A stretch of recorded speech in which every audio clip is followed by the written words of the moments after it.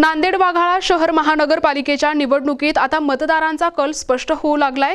प्रभाग क्रमांक 1 मध्ये विकासाचा अजेंडा होऊन उतरलेल्या शिवसेना शिंदे गटाला नागरिकांचा मोठा प्रतिसाद मिळताना दिसत आहे। राज्याचे उपमुख्यमंत्री एकनाथ शिंदे यांच्या माध्यमातून प्रभागात झालेली कोट्यवधींची विकास कामे हीच या निवडणुकीत गेम चेंजर ठरण्याची चिन्हे आहेत।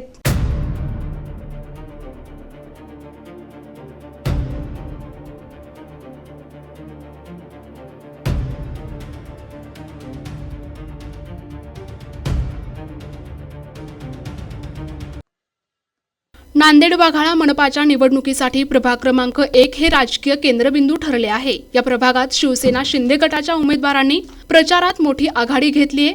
स्थानिक नागरिकांच्या मते आमदार बालाजी पाटील कल्याणकर आणि जिल्हा प्रमुख उमेश मुंडे यांच्या विशेष प्रयत्नातून या भागात प्रलंबित असलेले रस्ते, आधुनिक ड्रेनेज लाईन आणि पथदिव्यांचे प्रश्न मार्गी लागले आहेत।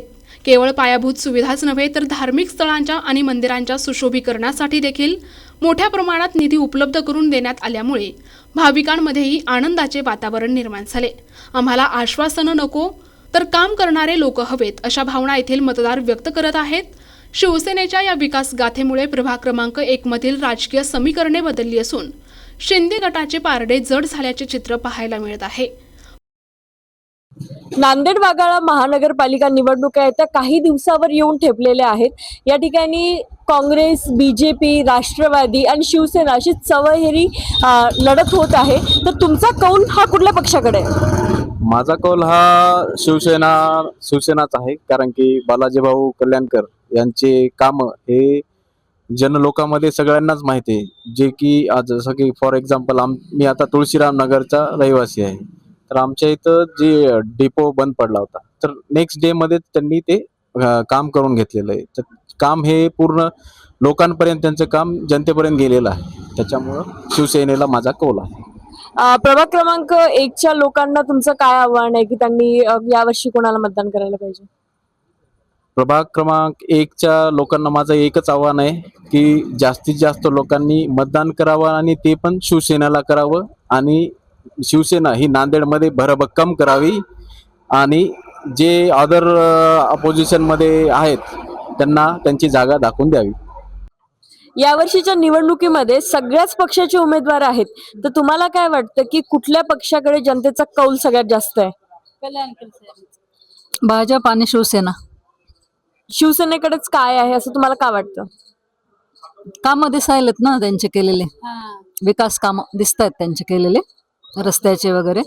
आणि जे लोक आपले म्हणजे साधारण जरी सामान्य जरी लोक असले तरी कल्याणकर साहेब स्वतःहून नमस्कार करतात, बोलतात, आपुलकीने विचारपूस करतात। त्याच्यामुळे चांगलं वाटतं कोणाला साधारण माणसाला विचारपूस केल्यावर, है की नाही? धन्यवाद। मनाने खूप चांगले आहेत त्यांनी कल्याणकर साहेब। मदत करतात, गोरगरिबाला सगळ्यांना मदत पण करतात, येतात वेळेवर, एका हाकेला धावून येतात। त्याच्यामुळे आम्हाला खूप चांगलं वाटतं। कल्याणकर साहेबांनी सोलार लाईट बसवले आणि रोडचं काम केलं आणि ते माझ्या पुढे तर दोन्ही हात झुकून नमस्कार करून काकू कशी आहे तब्येत असं पण विचारतात ते। हा, मला प्रत्येक फिरायला जाते बाहेर, तर मला त्यांनी गाडीत असले तरी म्हणजे कोणी बोलायलेले असले बाहेर असले की पटकन काकू कशी आहे तब्येत, कशा आहात तुम्ही असं विचारतात, आपुलकीने माझ्याशी भाषण करतात। कि अगर कौन चुन के आएगा तो इस एरिया का अच्छे से विकास हो पाएगा? बालाजी कल्याणकर सर आएंगे तो बहुत अच्छा विकास हो जाएगा। उन्होंने क्या क्या विकास किया है अब तक यहाँ का? बहुत कुछ इंतजाम किया है उन्होंने, रस्तों का, पानी का और लाइट का, और थोड़ा कर लेंगे तो और अच्छा हो जाएगा। प्रतिनिधी मुजीब सय्यद, NTV न्यूज मराठी, नांदेड।